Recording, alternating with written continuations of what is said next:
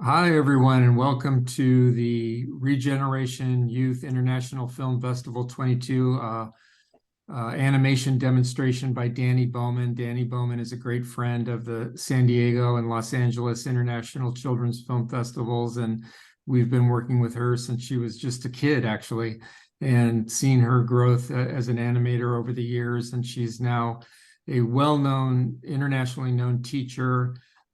She was on the Netflix series Love on the Spectrum, and has been a great advocate for the autism community for many, many years. And Dani, thank you for joining us today, and we look forward to your animation demonstration. All right, thank you so much, Dan Bennett, and I'm so honored and grateful to be one of the global ambassadors of this film festival. Sounds so exciting. So, anyways, I am Dani Bowman, founder and CEO of Danimation Entertainment, an animation company that I started when I was 14 years old. And in the audience, we also have Sandy Vielma, who is the social media director of Danimation, and we also have Jake Woodruff, our guest. Introduce yourselves. Well, you just did. I'm Sandy. I do assist you with Danimation. And actually, Jake is one of our more recent instructors that just started with Danimation as well. Yes. Mhm.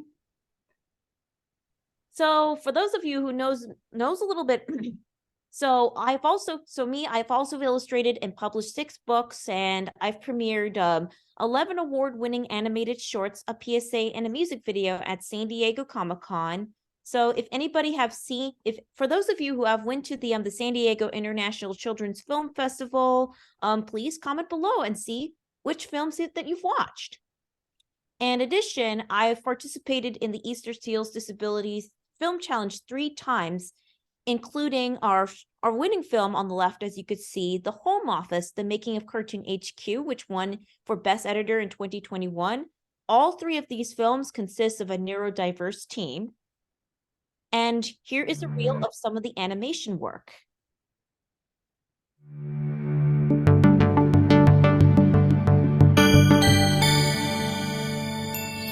Danimation.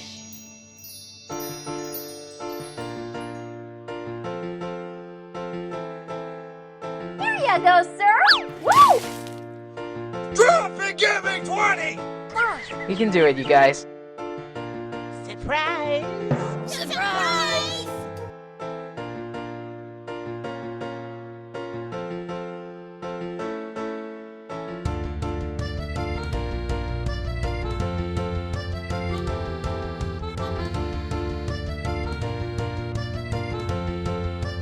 All of Japan feels it. But you're so little!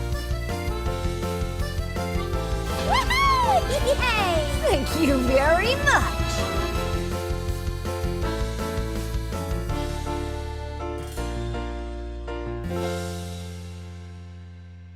So as you could see, this is the collection of all kinds of animation work created not just only by me, but by students on the autism spectrum as well. So the reason why it's really good, the reason why I created this reel is to showcase all the animation that we worked on over the years, including some of the film festival animated shorts that you've seen, for those of you who went to the San Diego International Children's Film Festival at Comic-Con. Actually, these are your more recent films, because you've got way more, but these are your more recent films that your students did, right? Yeah. So before we begin, what I will be doing today is I'm going to be doing a fun little animation demonstration on 2 animation softwares. First one on Flip-A-Clip, because Flip-A-Clip is the basics, and I will show you a pre-existing animation that I did on Toon Boom Harmony. So I'm going to right now. So Flip-A-Clip is a really great animation app. For those of you who are watching this webinar, please download Flip-A-Clip, because it's a really great animation software for those of you who want to give it a try with animation. It's available on the iOS App Store and Google Play. So it's free. Mm-hmm. What I will be doing is I'm going to be showing you the difference between Flip-A-Clip and Toon Boom Harmony later on. So now what I will be doing today, so without further ado, I'm going to start doing a little fun demonstration on Flip-A-Clip. So, what is your request, Sandy? Which one would you like me to animate on Flip a Clip? I like the bouncing ball and turning it into a Kirby. Oh, that's a good one. So what I will do right now is I'm going to go ahead and open up Flip a Clip, which is the software right here on the iPad. And as you could see, these are some of the animations that I've done over the years while practicing Flip a Clip. For example, here's one notable animation that I've done called Push Yourself because nobody is going to do it for you. This is a very simple animation that I've done. So, and as you could see that I have a whole collection of all these little animations, but when you open Flip a Clip, you're just going to get the demos. So now, so without further ado, I'm just going to go ahead and just create my first animation project on Flip a Clip for this demonstration. I'm just going to go ahead and click on Bouncing Ball. So once I go to Bouncing Ball, I'm just going to go ahead and click on Done. And as you could see, you have some options of which backgrounds you like to choose. But for right now, I'm just going to go ahead and click on Create Project. So Flip a Clip. So what's so special about Flip a Clip is that you have the 5 basic tools. You have the pen, you have the eraser, the lasso, the paint bucket, and the text. So what I will be doing right now is I'm just going to go ahead and click on my pen. So in the beginning, usually, for those of you who have used Flip a Clip before, you used to have 4 different types of tools, but now we have 7. Great news for Flip a Clip. So as you could see, I have a collection of all kinds of brushes, and I've got and I can also use the stabilizer, which is a new feature on Flip a Clip. What's a stabilizer for? Stabilizer is typically for making your drawings much more neat. I'm going to start showing you the difference. Let's see if I can make a squiggle there. This is just very messy. And I'm going to use the stabilizer to show you the difference. It kind of gives me the most control. With the stabilizer, it locks the drawing to make it into a perfect shape. It gives me the most control. Now the second tool, and as you could see, I can also make the line thinner or thicker. And also make it thick too, like a dot. But what I will be doing, and also down there is my color wheel as well. So you could choose different types of colors on Flip a Clip. So now I also have my eraser. The eraser is also very good for erasing strokes. So as you can see what my eraser does, it just makes the eraser, I can make my eraser softer or sharper, or I can adjust the alpha channel of my eraser. Pretty nifty, huh? Mm-hmm. Yep. And I even have the lasso. What I can do is I can just lasso the drawing that I want and move it around, move a piece of it. And it looks like I'm assembling parts of my drawing. I even have the power to make it bigger. I can make it smaller. I can squish it and rotate. And then if I want to flip, I can just flip horizontally and vertically by pressing the horizontal and vertical buttons on the far right. If I want to throw my drawing away, I could just put it in the trash down below. Now the 4th tool I have here is my paint bucket, so I can color anything. So I could just, it's very self-explanatory. I just tap inside the circle. You see? So if I don't want to do anything right, I can just redo it again by clicking on the undo button. What happens if I color the inside? What do you think it happens? Of what? Oh, inside the circle. the other circle, right? It's So lit out. yeah, it did bled out. So what I do is I press my undo button and I'm going to start closing it. Oops, that's too big. I'll keep it in the right size.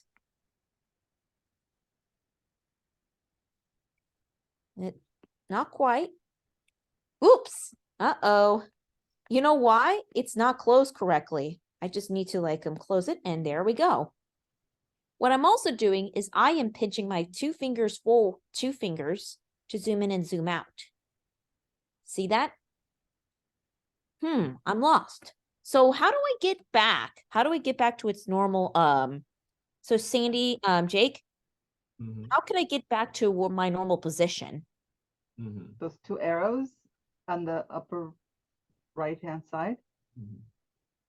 Thanks, Sandy. Now the last one down here is right here I have is called my little text. My text is where I can just be able to type in anything. I could just put my own name as Dani, and we've got a collection of different types of fonts you can choose from. And you can even change the color too. You can even modify the text, update it, rotate it, or you could just throw in the trash. I'm just going to go ahead and double click on my lasso to select them all and put them in the trash. And we're going to get started on our bouncing ball. So let's get started, shall we? Let's shout. Okay, I'm going to right now just use my 2 fingers to push in. So since you want me to draw Kirby, I'm going to start with my first position. Oops, that's too thick. Make it a Danny, little... you're gonna go straight to Kirby. You're not gonna go. You're not gonna talk about the shapes. Why are you using a circle for Kirby? Okay. Let's do that first. That's a good idea. Good point, Sandy. So I'm just going to start sharing my screen again. So why do you think shapes are very, very important, Sandy? In the animation world, shapes, everybody uses shapes to relay messages for each animation's personality, right? Has anybody seen the Disney movie Aladdin? Yes, I have. Oh, yes. So if you look closely, the differences between the characters, like besides Aladdin and Jasmine, you'll see the difference between the jolly king of Agrabah, Sultan, and the villain Jafar by their basic shapes. So Jafar and Sultan are basically 2 different types of candles. Very round, egg-shaped, jolly king of Agrabah, while Jafar is like broad, sharp-minded, and sinister villain of the Aladdin movie. Aladdin and Jasmine are just more in their generic-looking shape. Genie is more like a bubble. He's like has anti-gravity. The carpet is, well, the magic carpet. And you see, every animator begins with a basic shape. You never draw your complete character and try to animate that, because that's too difficult. That's too hard. You first find the motion with a basic shape, but each shape means something different, right, Dani? Oh, yes. So let's begin. And as you could see, when you look at the circles, you can tell that the character is very friendly. Squares can mean something broad, and triangles can mean something dangerous. And on the bottom right, you could see Mario, Wreck-It Ralph, and Don Paulo. And there's a different shape for each one of them because they have very different personalities, right? Okay. So, let's start with the circles. It makes your characters feel safe and soft. It conveys a character's friendliness. The circle shape is often found in nature as harmless, life-giving objects such as eggs and fruits. It shows an innocent, inviting personality. It's a popular choice for protagonists and heroes. So the 6 examples that we have here is Kirby, the one that you requested, Sandy. Along with Kirby, we also have the adventurous Gumball from the Amazing World of Gumball. We also have Steven from Steven Universe. We have Mabel Pines from Gravity Falls, the Pokemon Meryl from Pokemon, and of course our very familiar mascot of Disney, Mickey Mouse. What do they all have in common? They all have circles. Right, because are they all antagonists? They're protagonists. Right, so that's why they have Protagonists are heroes. Right. They can be protagonists, heroes, or very welcoming characters. They're just very bouncy, and they're just very bouncy, safe. You want to hug them. They're so huggable, you want to give them a hug, right? For squares, it makes your characters feel bulky and heavy. Squares conveys a character's strength, weight, and confidence. The square shape is often found in nature as a solid shape of rocks and mountains. It shows a solid, stable, and maybe stubborn personality. Who are these 6 characters? There's Dr. Is that Dr. X? No, right here. That's Professor Utomium from the Powerpuff Girls. Okay. We also have the one on the left named Garnet from Steven Universe. Hmm. Oh, this guy, the Swamp. You remember the Super Mario enemies called the Swamp. Yeah. Zen in his own ways. Jeff from Clarence, the social butterfly. Anger. You recognize Anger from the Disney's Inside Out. And Carl Fredricksen from Up. What they all have in common is that they're squares. Very sturdy. They could be very smart, or they could be very stubborn or set in their own ways. See how the animators very carefully chose their shape to match their personalities? But the little boy at the bottom, he's more of a square because he's very smart, right? He's very nerdy. He's very nerdy. Sometimes very nerdy characters, they use squares for them too, right? Nerdy. Like they're squares. Mhm. Oh, here comes a dangerous one. Triangles makes their characters feel active and possibly dangerous. Triangles convey a character's fierceness and determination. It is often found in nature as a sign of danger, like fangs and horns. It shows an energetic, ambitious, and intimidating personality. Jake, I think you know those guys, especially you're an anime fan. Yeah, Bakugo and Sal and Joker, and we also have Bowser there, and the other one's obviously Sleeping Beauty, and then who's the little That's Bell Illuminati Cipher. hero? That's Oh, Bell okay. Cipher from Gravity Falls, a mysterious trickster, and he's a mysterious trickster being who rules in one of the dimensions. For those of you who have seen Gravity Falls, you know what Bell Cipher does, right? And by the way, the villain from Sleeping Beauty's name is Maleficent. Oh, yeah. Right. And they all have triangles in their personalities, right? Yeah, even though Bakugo is one of the heroes in My Hero Academia, it just means he's just dangerous. Mhm. He's Right. just a dangerous character to encounter. So don't make Bakugo go explode, right? Yeah. It's explosive. Mhm. Uh-huh. Yeah, could I just offer a comment for a second? I didn't realize how much geometry played in the making of characters, geometry and with the shapes and Yes. shapes like that. That's fascinating. Mhm. Yes. It's done very deliberate. All of the animation. Every time you look at an animation now, from now on, take a look at their shapes. They give you a hint in advance of what the personality is. Mhm. That's regular animation language. All animators do this. So go ahead. So, Jake, you remember watching Steven Universe, the movie? I don't think I've seen this one actually. But according to what happened, for those of you who have seen Steven Universe, the movie, Spinel originally used to be a happy, bubbly, go-lucky character that used to hang around with Pink Diamond. But after Pink Diamond abandoned her for thousands of years, you could tell that her personality has changed. She turns out to be bitter, hurt, and vengeful. That her heart has been turned upside down. And you see how the animators deliberately just used a lot of edges to show the change in her personality. Same Yeah. exact character, but just added a lot of edges to it. So sometimes when you have a character and you want to show a change in personality, you don't have to change your character. You just have to add edges or squares or circles or triangles to it. You can tell Spinel's personality changed because she had been sobbing for thousands of years. You could tell that how hurt she felt. Mhm. Some characters can be a mixture of different shapes. If you have seen Phineas from Phineas and Ferb, you could tell that Phineas is like circular. He's very outgoing, yet very rambunctious and speedy. Like how? Like he talks very fast. Does anybody know one of the most important personality? Hey, where's Perry? He's very speedy. He's a go-getter for Phineas, Uh-huh. which really annoys the heck of his older sister, Cadence.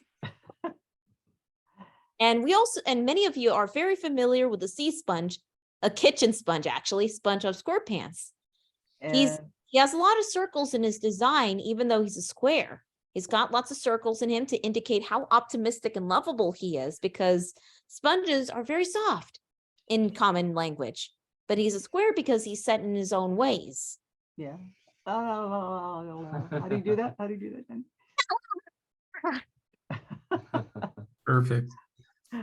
We also have the agile and fierce, mature Meta Knight. Even though he's a circle like Kirby, he has a lot of armor to indicate how agile, fierce, and mature Meta Knight is, contrast to Kirby's innocence. Mhm. And sometimes you can also use some shapes to trick your audience too. Look at the ruffians. If you have seen the Disney movie Tangled, when you first see the ruffians, Jake, do you remember what happened? Do you remember about the ruffians from Tangled? Yes. Vaguely, yes. Yeah. It seems scary, right? All you see is the edges, all the edges at the end on the outside, right? Mhm. Because that looks scary because that's what, sharp edges are for, to show somebody scary, right? But it turns out that they are the allies of Rapunzel and Eugene, right? I mean, Flynn Rider. Right. So when you look closely at them, you begin to see the circles within look at the noses and the hand of the guy without the hand. It's a circle, right? So you begin to see the circles. They give you a hint that these guys are really not that scary. They try to act scary, but they're not, right? They're softened. Their look is softened a little. Yes. Same goes to Toothless. In the beginning of How to Train Your Dragon, Toothless seemed to be the most feared dragon of them all, but he turns out to be very playful and very cat-like. Mhm. And if you look at him closely, you also begin to see the circles in him, right? The So- opposite case for Lotso Bear from Toy Story 3. Can you see his triangle on Lotso? Right in front of his face, Yeah. right? But at first, when you first see him, he looks like a nice bear, but he's really not, right? So, Kind of but gives you the hint that he has a triangle on his nose. Tricky. Yeah. But the animators do that on purpose. They show you the personalities, but you have to know what you're looking for. So go ahead, Danny. So that is all for the animation shape language. And what I will be doing is I'm going to start continuing with the bouncing ball. You ready for this? Let's do it. Ready. Okay, here we go. We're going to start a bouncing ball lecture. So I'm just going to right now just start drawing my bouncing ball. So watch this. And she's going to apply what squash and stretch, right? Yes. So as you can see, I just start my ball from the top left. I'm just going to go ahead and press the plus button down there. And as you could see that the ball is transparent now. It tells me that it's my previous frame. And you can see that the ball is about to fall down. As the more the ball approaches the ground. Oops, I keep doing that. The more the ball approaches the ground, the faster it's going to fall.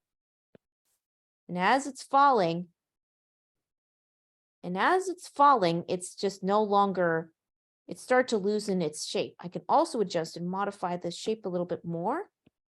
And splat. And it flies back up again. And as the ball is flying back up again, it's going to, right now, go back to its normal shape. Oops, I'm making it a little smaller. So I'm just, as you could see, now the ball is definitely going downwards. Now the ball is going downwards like this. And if you notice at the bottom, she's just adding a frame for each next drawing. She's right now on frame number 15, now 16. And all she has to do is add a plus to add another frame. Ah, And then she colors it. She draws it and then goes on to the next frame. And this is what she got. wow. But all it was what, 19 drawings? So Easy, 20 right? drawings. Easy drawings. Mhm. So since you requested Kirby, Sandy, Kirby from the Nintendo series that you saw from the Shapes lecture, I'm just going to right now just go But ahead.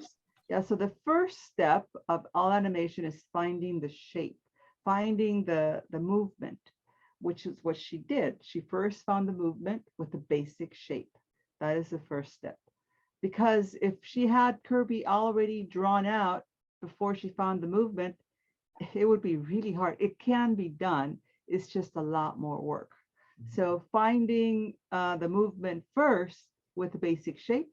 Once you like the movement, then you go back again and you add your character on top of your basic shape, just like she's doing right now.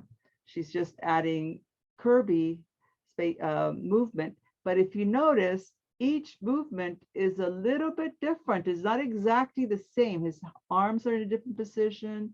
His eyes are in a different position. It's not exactly the same because otherwise it would look stiff. But he wants to look like he's actually moving his hands, flopping his hands, right? So this is why you move the hands in a different position each drawing. Right, Dani? That's right. And as you can see, Kirby has his hands up. Now he's got his hands up. So she's just going to go on top of each drawing and each circle and just add his movement to it. And so that's the second step. That's step number 2. First step is finding the motion with the basic shape. Second step is going back and adding the character on top of your basic shape. That's the second step. So she's right now in step number 2. Yeah, layers. Mm-hmm. Yeah.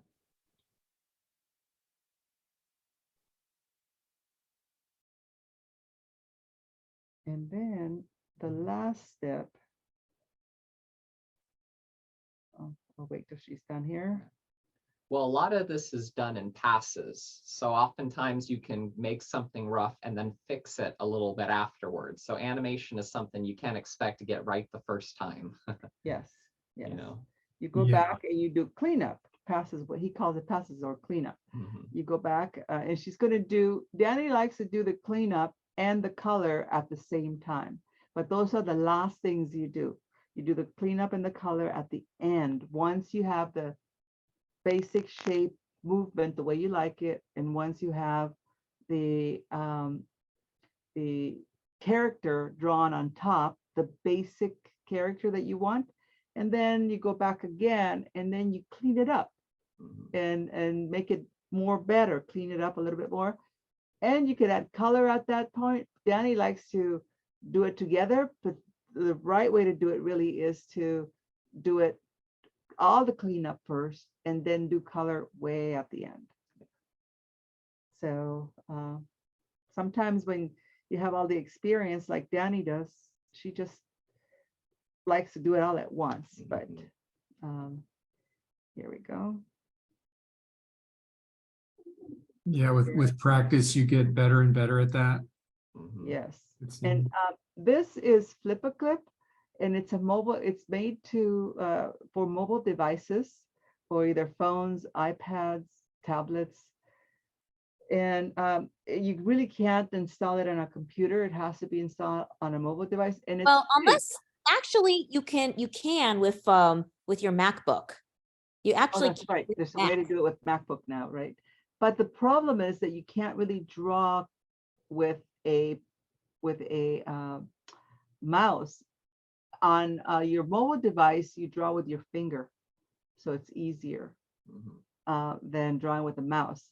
But the reason why it's made for mobile devices is because, you know, we want you guys to be drawing and practicing all the time, whether you're at the store with your, you know, your family, you just want to be, you're bored doing something, you want to do something else, you could practice. You'll always be practicing, always. Yeah. You don't have to be sitting in front of a computer. Yeah, and it's nice. You could do your rough animation on your iPad, and then it's pretty easy to export it to your computer if you have a better quality software. So Yeah, You know, Kirby's a very bouncy character. He's also soft. yeah. So there it is. That's, yeah, now she's going to do a little bit of her cleanup. She's going to the eraser and she's going to do a cleanup. This is called cleanup. The eraser is used for cleanup, maybe, mostly. It isn't used to erase an entire character. If you want to erase an entire character, you circle it and put it in the trash, not erase it. This is what the eraser is used for. It's just mainly for cleanup. For nuance. Mhm. So she's just going through it. And this is the next step. I guess you're doing one step at a time, which is good. Good demonstration there.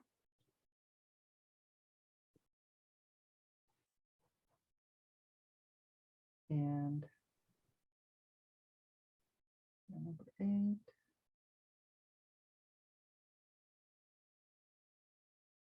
And what else is happening here, Danny?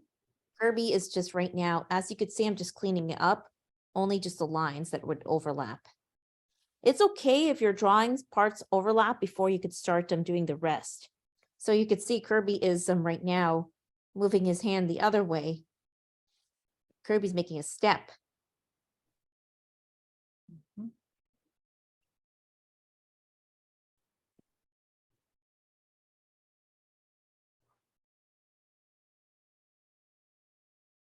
Okay, so we're there with the cleanup. And then she goes back again for the third time. And now she adds the color to him. But look at the way he looks now when she plays him. Oh, she's gonna add the color. Danny likes to add one color at a time instead of coloring the whole thing. And then, because you have to keep going back and changing the colors if you do that. But if you just have one color up, you go through the whole thing and just color all his feet like she's doing right now, and go back and color all his body, and then go back color all his eyes. That actually seems like more work, but it's actually faster. Mhm.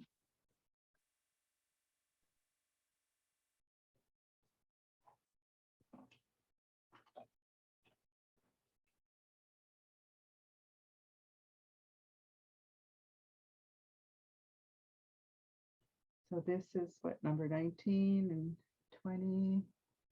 And here we go. Gonna do his body. Change it, change the color. Oh, cute. I like that pink. Mhm. Mhm, Because Kirby is pink. mhm.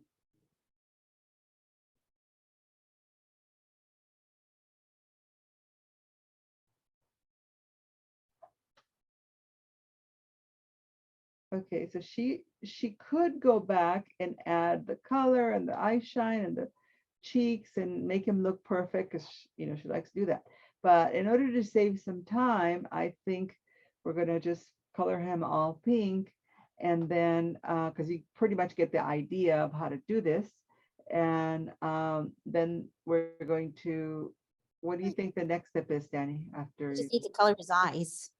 well, let's skip the And eyes for now, because I think everybody gets the idea of how to color. But the next step would be on Flip a Clip. What do you think the next step would be, Danny? Flip a Clip. Background. The background, yes. And the way to add the background is you. I go to project settings. Yeah, and no, you what go. I do- Let's annotate. Let's annotate. Sorry, let me go back and annotate. So its first step is I'm going to just go ahead and click on my the 3 dots. And Mhm. then the second step is I'm just going to right now just go to where it says project settings. As you can see, I'm in project settings. I Mhm. go to there, and then now what I will do is I'm going to go click on this little icon where it says backgrounds. I have some pre-made backgrounds on Flip a Clip. See that? Yeah, you could use a pre-made background, but if you don't like the pre-made backgrounds, you could actually let's get out of here, Danny. Show them the other options. You see, We there's also have the you paint can go to bucket. the paint bucket, or you could use a picture that you camera have, or you could take a camera of something and add that as a background. But right now, I think Sure, why not? This is the office here. Yeah. All right, so she's going to use that as a background. Okay, she just took a picture of the office here where she's working at. It's good. It's a nice looking office. Yeah. But I need to color Kirby's eyes. Mhm. Yeah, that's okay because we're just using it as a demo, Danny. And she could further add even shadows on it or under it if she wanted to make it look like it fits in that background better. Mhm. Yeah. Oh, you're gonna go. Danny's a perfectionist. She has to do the eyes. So. Because you know that Kirby has blue eyes. Yes, we know. Mhm. All right. But you could do that. You could just take a picture of something and include your animation to it here on Flip a Clip. Mhm. And after she finishes doing that, the next step is adding sound, Oh yeah. which is really fun because that's what really brings your character to life. I would have to color Kirby's eye manually. Because that one wasn't closed all Yeah. the way. It wasn't closed. You're right.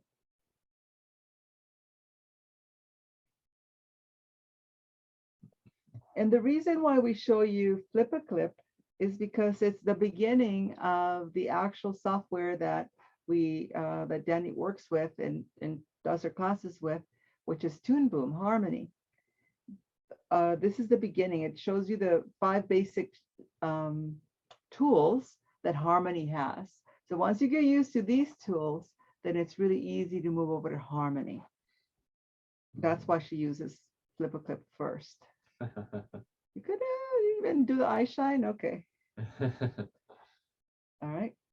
Then, like I said, Danny's a perfectionist. So you kind of go from one level to the next, it sounds like. Yeah. Do you know the voice actress name for Kirby? What? What's the voice actress name? No. Makiko Omoto. Uh-huh. All right. So, Danny, can we just add sound? Sure. I try to do my best Makiko Omoto's voice for Kirby. Okay. So hold on. Go back. Let's show them how you did that. In order to do that, what I do is I'm just going to go ahead and click on the I'm just going to go ahead and click on the sound note button. See the sound note button? When you click on that sound note, you get this. And here you have a microphone on you want to annotate where the microphone is? Right here. Yeah. And all you have to do is click on the microphone. You could add music or you could just do Kirby's your own. voice. Oi, oi. So let's do go ahead then. Like that. In order to record, you just click on the pink, annotate again, where you click can and do that. hold on the microphone, the pink microphone right underneath all those zeros. So let's, It goes like this, Kirby's voice. Oi, oi. and you see how she gets that? Oi, So she's going to edit that by cutting it. Well, I can also record again. Let me discard this. Watch this. Quiet on the set. 3, 2, 1. oi, oi. Oi, oi. Okay. And once you're happy with it, you just close it and then with your finger, click and hold and move it where you want it to be. And then at the top, it's a little, it's going really slow. At the top is a little preview of what it, where it is. So like where it is, you could move it around again. Oi, oi. Oi, oi. Oi, oi. Oi, oi. Okay. Oi, Yeah, oi. and once you're happy with it, all you have to do is click the down arrow on your Oi, upper left side, and then go ahead, Danny. Click And then on I could just go ahead and just right now see my song note down here. and then go ahead and close it. And now she plays it. You see a little play head on the lower right hand corner. If she hits that little play head, go ahead, Danny. oi. Oi, oi. Oi, oi. Oi, oi. Oi, oi. Okay. Oi, oi. So this is Flip a Clip, and it has a lot of capability. It comes with a tutorial when you first download it. It's also on YouTube, and it has huge capabilities. It's got layers. You want to annotate what the layers are, Danny? And how I you have layers layer? right here.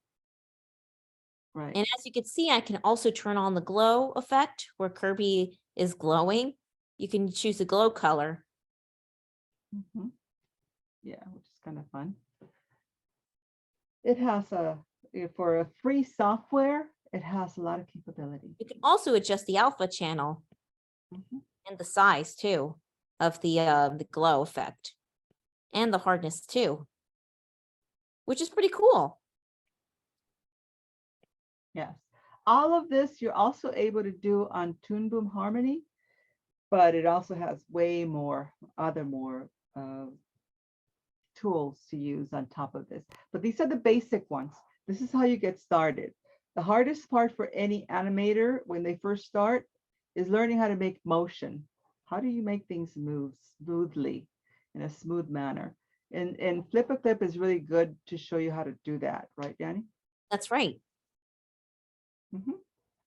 So, okay, so now she's going to close Switching this really gears to quick Toon Boom Harmony. I'm just going to go ahead and go to Toon Boom Harmony and and show to you the show you the difference. similarities and differences between Toon Boom Harmony and Flip a Clip.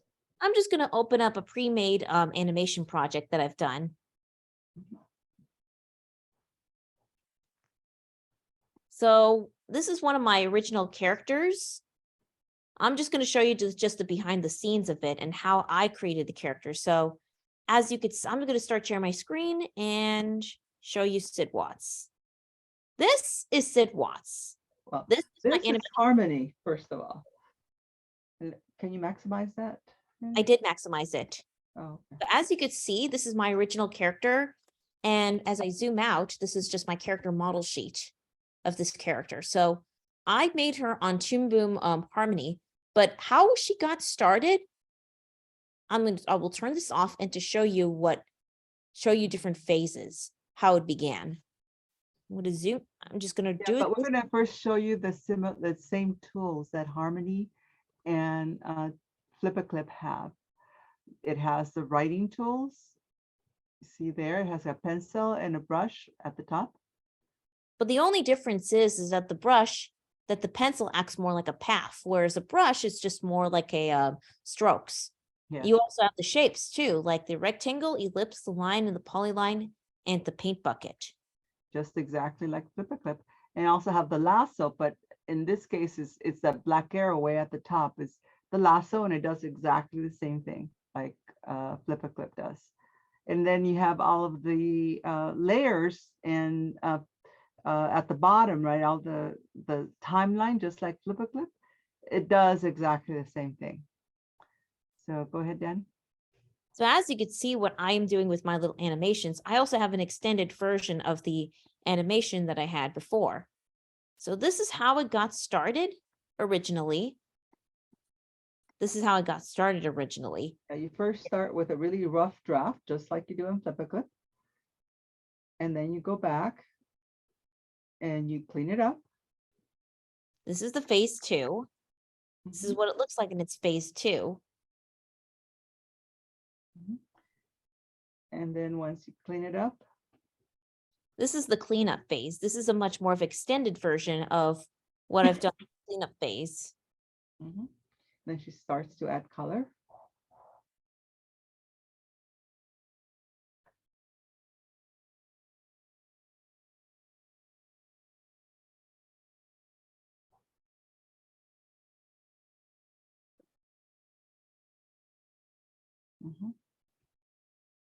More color is applied as well.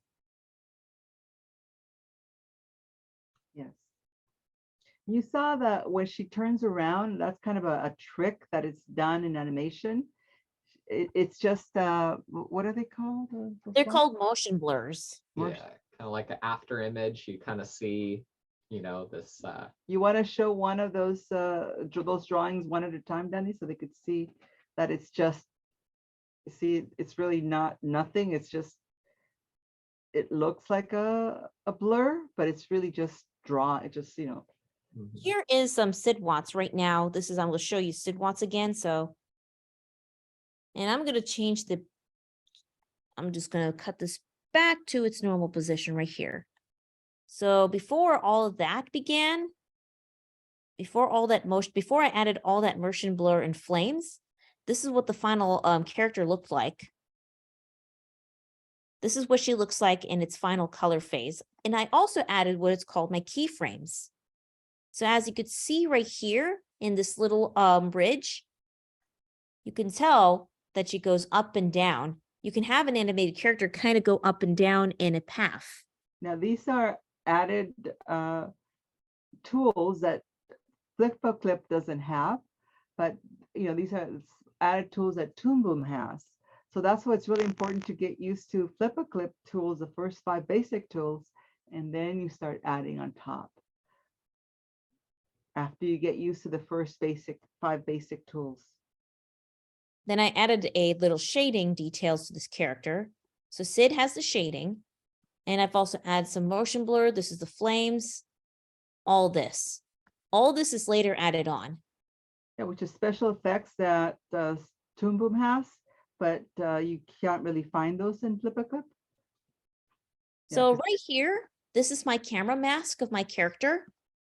So I created my character on Toon Boom Harmony, but as you can see, this is my OpenGL view, which means I'm only seeing what's in preview. But this is what it looks like. This is what it looks like in its render view.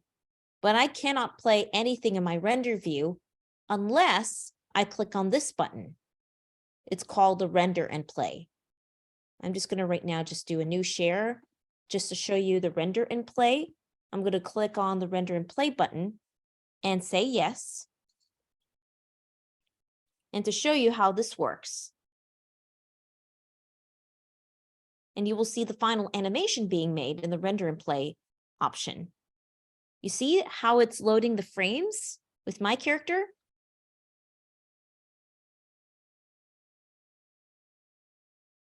You could make things like this, GIFs and so on Flip or on Toon Boom, and then export them and put them on your social medias.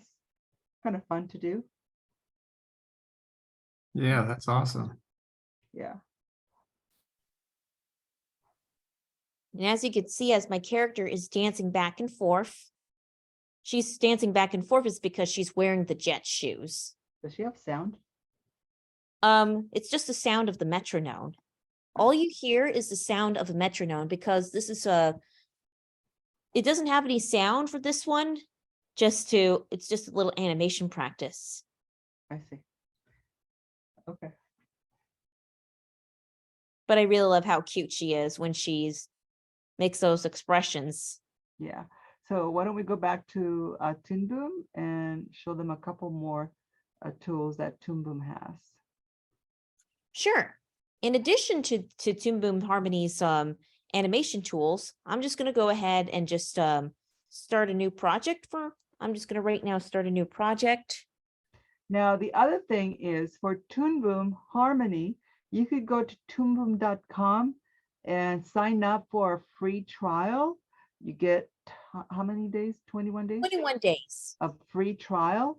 It's the actual animation software that most animation studios have, they use for 2D animation. So if you want to give it a try, and there's many tutorials on YouTube, if you want to just give it a try and see if you could, deal with it. If you can't, no harm, no foul. It's free, and if you like it, then you could sign up for it as a student. It's as long as you have a student ID, you get a really good discount, like $8 a month, which is amazing. If you're not a student, then it's way more. It's like almost $300 a month. So it's if you're a student, take advantage of it and sign up for it because you can. But you could just try it for free, just to see if you like it before you even buy it. So I'm just going to also show you another tool that's something very advanced. I'm going to click on the rigging tool and to show you how this one works. Oh yeah, this is fun. This is how I think Elasta was made, right? The Incredibles. No, that's not The Incredibles. That's a Disney Pixar movie. Oh, So okay. the But you rigging could- tool, you know, if you have seen animated shows like The Wonderful Adventure, The Wonderful World of Mickey Mouse, or Wander Over Yonder, or Star versus the Forces of Evil, they use the rigging tools. But in shows like, for example, Kid Cosmic, they use master controllers, which is something very powerful in advance. But you see how much faster it is to animate this once you put bones into it? Yeah. The Loud House uses such a technique. If you have seen the Nickelodeon animated series, The Loud House, they use this. They use the bone animation technique. But if we have shows like, for example, Rick and Morty, Kid Cosmic, they use master controllers, Mhm. which is a very, very complex rigging tool where they do 360 rigs. But Toon Boom, you could do this in Toon Boom. You could do both master controllers and rigging in bones like this. But it is a little bit more complicated. Like I said, Toon Boom has more than Flip a Clip. Flip a Clip is just the beginning, just to get used to it. And then after that, you could, go to the next level and the next level and so on. Right, Danny? Yes. That is absolutely right, Sandy. Mhm. Okay. So does anybody have any further questions? Well, I'll start with a question, Danny. So kids who have been drawing for years, but then they want to make a switch to more advanced animation and use some of these tools, they should just go for it, right? There's no reason to be afraid of making that switch. Yes. It's always good to make that switch. Yeah, there's no reason, especially with tools like this, like Flip a Clip that's free. They have nothing to lose. So it's just try them, and it's easy. It's more fun when they actually bring their drawings to life, when their drawings are actually moving instead of just being still. Yeah. Mhm. And there's a lot of great tools that make it real easy to fix your mistakes if you've made any of them digitally. Yes. know. Mhm. Yeah. Danny, who were some of the characters who inspired you the most growing up? What the characters? That's very, very familiar. That is a very interesting question. What animated characters that I'm familiar with? Well, Pokemon is definitely the biggest drive that helped me, inspired me to do animation. Any of the other animated characters. I've also taken inspirations from many different artists that I am familiar with, such as Lauren Faust, Craig McCracken, Darren Neckfee, Sylvain Chauvette, Jamie Hewitt, Rebecca Sugar. These, you name it. These are the one of my animation inspirations. Yeah, but that's when you're older. But when you were a kid, it was Pokemon. And who else? Your Sailor Moon.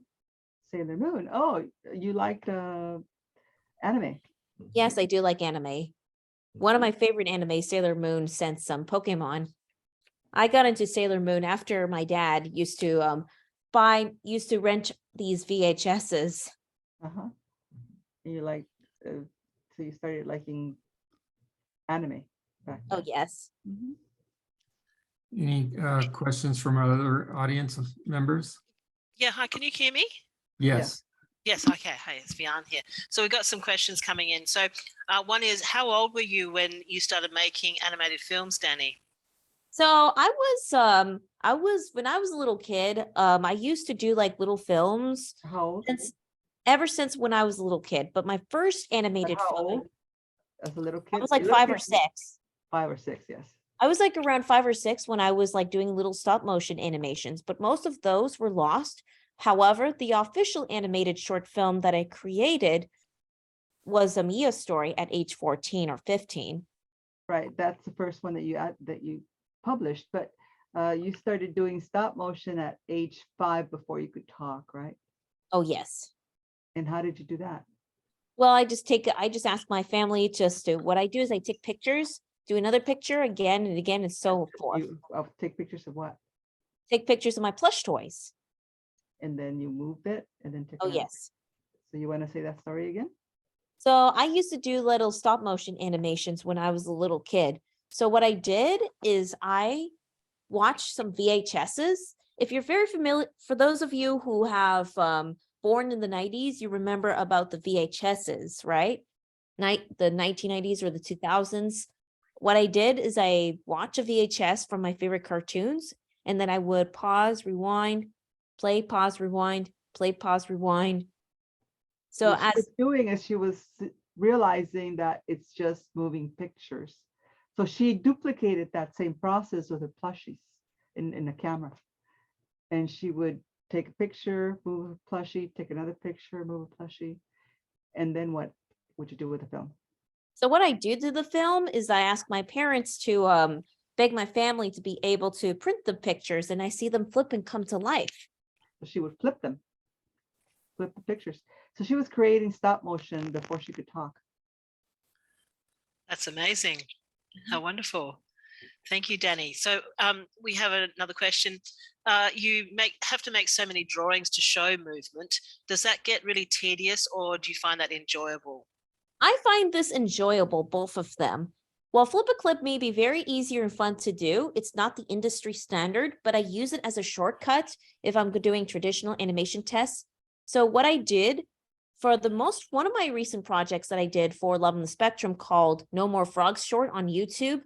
So what I did, all the animation first began in Flip a Clip, but then what I did is I exported the animation and import the video file to Harmony and continued there. Yeah, because they gave her like 2 days to come up with an animation. Right. And animation takes a long time, right? But so she had to come up with something for them to show in a couple of days. And so she came up with, you want to show them that one? Let me just show you this little short that I uploaded on YouTube the same month when Love on the Spectrum released.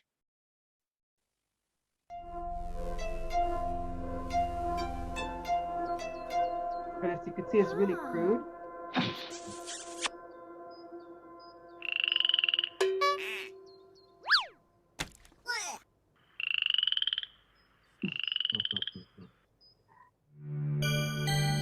Danimation.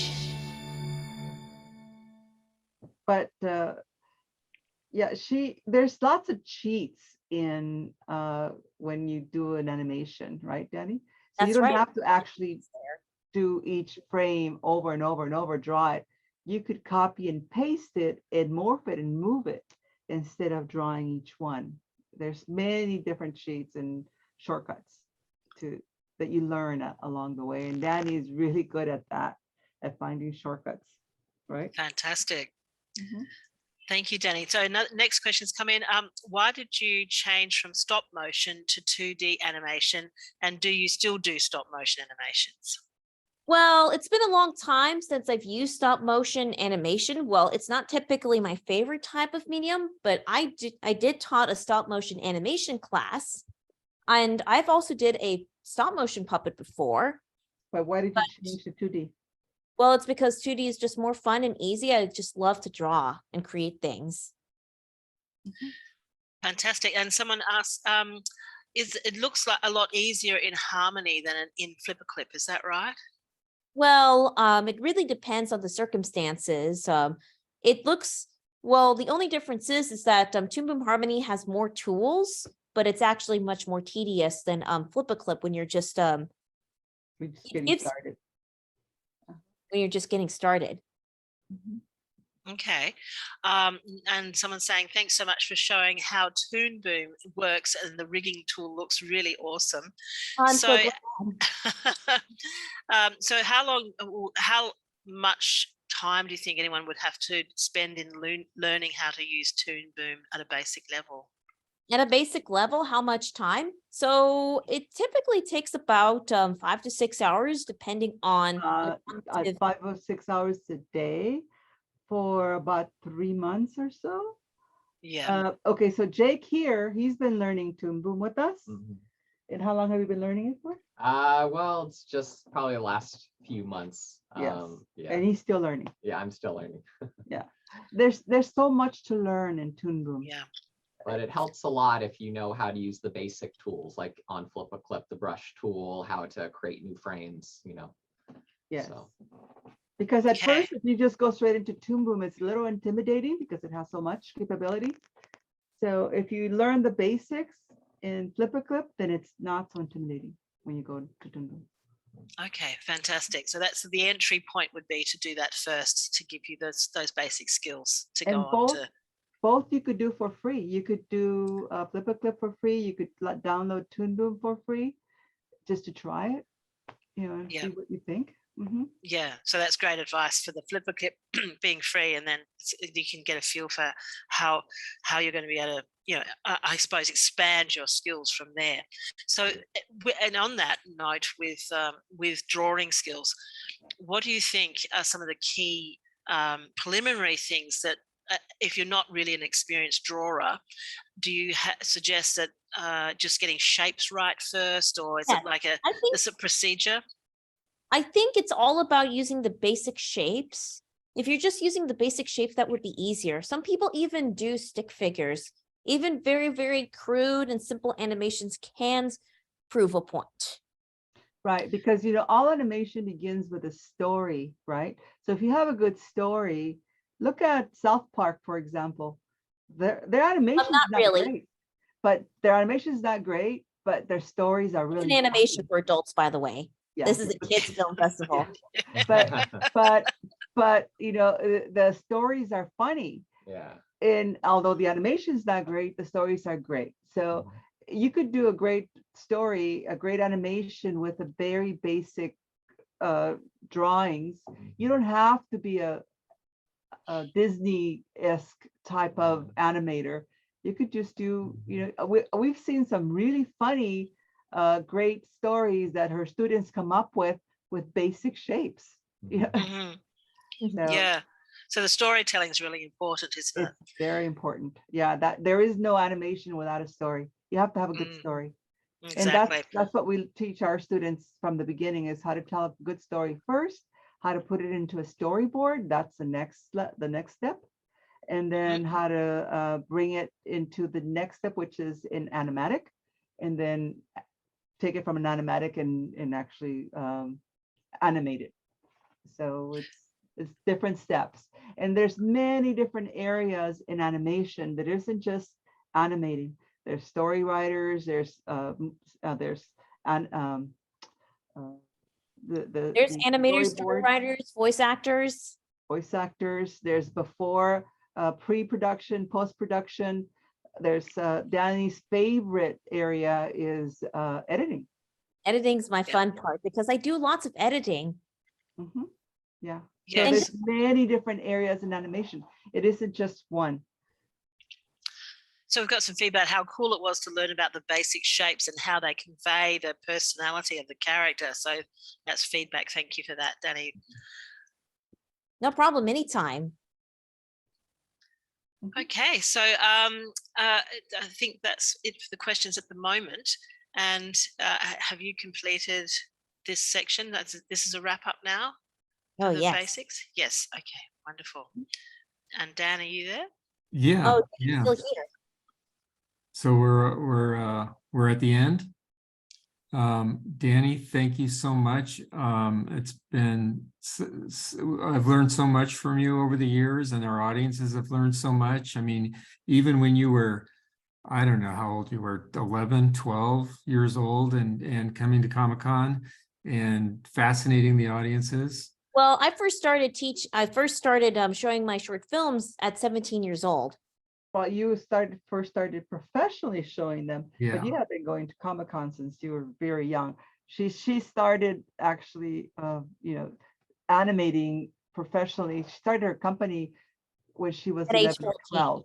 I was Yeah, 14 when that officially started. when it was official, but you started the concept and opening your, you know, getting really into the animation industry when you were about 11 or 12, like Dan said. And then after that, you at 14, you became you actually launched your website and got an official name for the company and got, you know, made it official at 14. And all because she wanted to beat Satoshi Teriji's record. Actually, the creator of Pokemon's record. Yeah, Wow. because he created his animation company when he was 17. So she found out that he did that, and she was set out to beat his record. Well done. I do actually, if I could ask just one final question personally myself. So first of all, thank you so much for being our global ambassador, Dani, for Problem the anytime. Regeneration International Youth Film Festival. We really, really appreciate it. From your personal perspective, and of course, you're working with a lot of young people on the spectrum. How do you feel that animation really benefits their lives to communicate their own, what's their own feelings and to be able to communicate with the world through animation? How do you feel that is a really good tool for them? It's a really great tool, and especially for us neurodiverse people who is able to tell great stories. You don't really have to verbalize the story. You just have to show them, not tell. Right, but do you remember you talked about that earlier today in the presentation you had earlier today about how animation helped you with? It really helped me communicate. It Right. really does. You were afraid of the. So let me just explain to you the importance. So the most important thing is, so for example, like many people with autism, I had a hard time understanding people's facial expressions. When I was young, I avoided eye contact because looking at people's faces used to frighten me, much to my family's concern. But when the TV would turn on to play my favorite cartoons, I would joyfully run to the TV. Cartoons fascinated me and made me feel comfortable because their faces are easier to look at compared to the uncanny faces of real people. The colors, the personalities, and the diversities of shapes and sizes of each character made me feel comfortable, but best of all, the face emotions help me relate, especially to people. I can tell if they're sad or happy by the color of schemes and the exaggerated expressions. The cartoons that I loved growing up has helped me understand the facial expressions and body language because they are vital ways of communication. I realized that there is a correlation with animated stories and people. That this is one of the ways that animation has helped me through my journey, growing up as a person with autism. Most importantly, my autism and my love of animation gave me a purpose in life. Fabulous. Thank you so much. That's just such a wonderful message to convey to anyone who is thinking, is this going to be too hard, or, is it going to be worthwhile? Even on a very simple level, it's been a really great tool for you, not just educationally, but for you to be able to express yourself and interact with everyone around you. And do you feel that animation has, if you had not gone into animation, do you think that your story would be very different now? Yeah, that my story would have been so much different, and I would have a different path. Yes. Better or worse? Well, not as great. That Danimation would not exist if I was neurotypical. Well, that's why we're so excited that you've been part of that you're part of the festival, Dani, because what you're bringing as an opportunity for young people all over the world who are neurodiverse is a great pathway to express themselves, and that must be so freeing, to be able to immerse yourself in a world of animation and be able to express your own ideas and feelings like that with the world. Must be such a wonderful feeling for you. Thank you so much. Congratulations on all that you're doing and all that you're sharing with the world, and how you are giving so many young people these opportunities to do the same. We really, really appreciate your time and effort, and thank you so much. Yeah. And lastly, you could always sign up to her classes, right, Dani? By going where? You can sign up to my classes at daniacademy.com/free. They're free classes, guys. Free. Everything free. That's fantastic. Such a great service that you're offering to young people around the world, Dani. We really, really appreciate that everything that you're doing, and congratulations on all the things that you are achieving in your awards, and the way that you're, the way that you're able to express your creativity like this and share it with everybody else is a great gift to the world. So thank you for that. Thank you so much for everything you do, and thank you for having me be part of be one of the global ambassadors. And thank you for showing one of my short films, Pelican Peter Bird is Born. For those of you who haven't seen Pelican Pete, A Bird is Born, has it been shown? You know, she did that. Is How it- old were you when you did that? You were pretty young, right? I When- did Pelican Pete when I was around 20.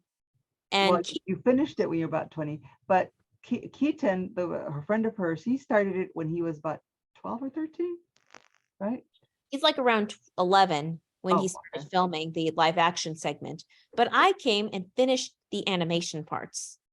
Fantastic.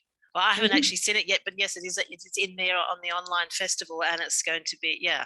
definitely going to jump in and have a look now that the really hard part of the premiere last night, and not a lot of sleep that I've had for the last few weeks, I'm going to enjoy now, be able to sit back and go through all these wonderful films that we've curated, of which, as you've just mentioned, Pelican Pete is one of them, and we have over 60 incredible animations, live actions, and documentary, and many of them are by young filmmakers from around the world, and some, of course, are by professional filmmakers as well. And the message that we want to convey is that giving every opportunity for creating a resilient and empowered young generation to create the world that we all want to live in, and that film is such a powerful medium to do that. So we encourage young filmmakers to use their creativity and their skill and their passion for life to bring out really wonderful messages for creating a really bright future for everybody. So thank you so much for what you're doing towards that, Dani. As always, my pleasure. And thank you for having me be on the session. Yeah, thanks, Dani. And so I know you're going to be busy, but we hope we'll see you. I'm sure we'll see you at Comic-Con in July. Oh, So yeah. anybody who's watching this in the future, if you're at Comic-Con, we're in room 9 on Sunday of Comic-Con. And pretty sure Dani will be joining us, and that'll be awesome. Yeah, So she already thanks has again. the film ready for you, Dan. Okay, I look forward to seeing it. I will Okay. always have a new film ready. Yeah, always another one. That's great. Okay, well, And we- thanks, everybody. Yes, Thank we've got lots you. of comments coming in thanking you and how wonderful it was. Everyone's really enjoyed this workshop. Thank you so much, Dani. And again, so that's Dani Academy, DANI academy.com/free for the workshops. And we'd love to have you back again next year, Dani. As always, pleasure. Thank you so much for having me be part of this film festival. Thank you. Thank you, All right. Varane. Thank you, Dan. Thank Thank you, Dan. All Thank you right. from Everything you do. Hello. You guys are amazing. A big Thanks thank so you from Australia. Thank you. Mwah. All Thank you right. from Big kiss from Chicago. big kiss from Oh, LA. good one. Big kiss from LA. Bye-bye. Okay, Bye-bye. bye-bye. Bye.